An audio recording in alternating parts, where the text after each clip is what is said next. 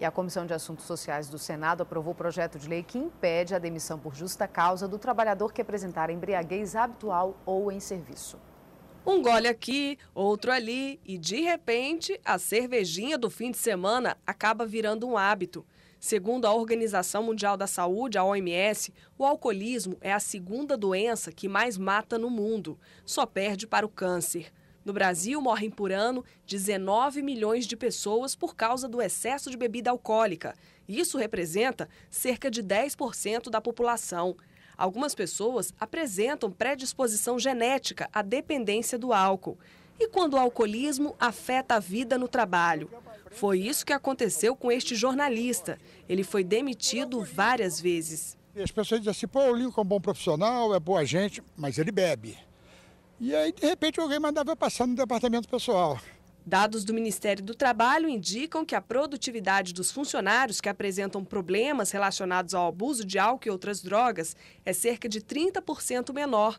Além disso, a média de faltas chega a 26 dias por ano sem justificativa, um número 3 vezes maior que a de um funcionário comum. Hoje, pela lei trabalhista, um empregado que chega ao trabalho embriagado pode ser demitido por justa causa, mesmo que o fato tenha acontecido uma única vez. Mas um projeto pretende modificar a lei, impedindo a rescisão de contrato de trabalho em casos de embriaguez. Quando o projeto chegou ao Senado, o texto apenas impedia a hipótese de demissão por justa causa. Mas houve uma mudança. Para o funcionário não ser mandado embora, ele deve realizar um tratamento médico. A alteração na lei permanece em discussão no Congresso Nacional. Quando a consolidação das leis do trabalho foi instituída há 68 anos, o alcoolismo era considerado um vício, mas hoje já é visto como doença.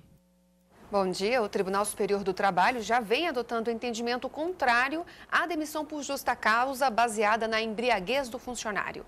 A Justiça tem exigido o tratamento médico para recuperar o doente antes de determinar a aplicação de medidas punitivas. Vamos conversar com a consultora de recursos humanos, Emily Matias. Bom dia, Emily. Quais os impactos dessa medida caso ela entre efetivamente em vigor para o empregador?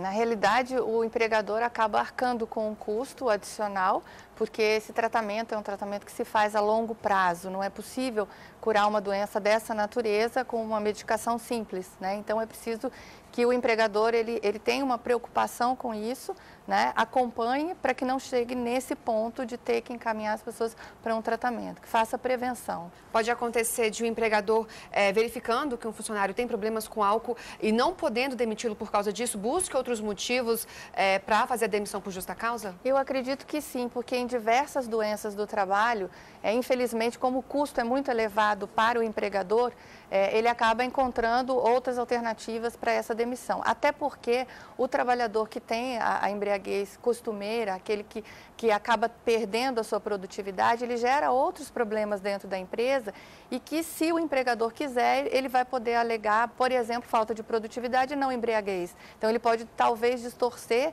o motivo para poder, então, desligar aquele profissional que já não corresponde mais às expectativas. E quais são os problemas, Emily? Você que lida com isso diariamente, já que é consultora de recursos humanos, quais são os problemas que o empregado embriagado gera para a empresa? Falta concentração, a produtividade realmente cai? Cai a produtividade e, em especial, ele tem uma queda na atenção concentrada, que é um dos índices que a gente mede no processo para verificar se ele é capaz ou não de desempenhar uma determinada tarefa. Então, com a falta de atenção concentrada, independente da área onde ele atua, ele pode ocasionar erros. E esses erros eles podem causar prejuízos tanto físicos, como acidentes de trabalho, como também prejuízos financeiros, prejuízo da imagem da organização, da empresa onde ele trabalha. Então, a consequência de um profissional com falta de atenção concentrada é muito grande. Ele pode prejudicar, inclusive, os colegas de seção. Sim, até porque a produtividade é medida de acordo com o trabalho da equipe, ou ele pode causar acidentes em relação aos próprios colegas. Agora, Emily, é claro que o empregado alcoólatra, ele não tem condições de avaliar o seu vício, quando deve fazer isso, né? Então, é uma medida preventiva para o trabalhador. Se ele vê que ele está passando do limite, o que ele deve fazer? Ele pode procurar ajuda, inclusive na própria empresa, ele pode conversar com os chefes, com os seus superiores, demonstrar o seu interesse em buscar ajuda e buscar também o apoio da empresa. Quando o funcionário é bom, quando ele demonstra interesse em fazer melhor, normalmente as empresas se sensibilizam para isso.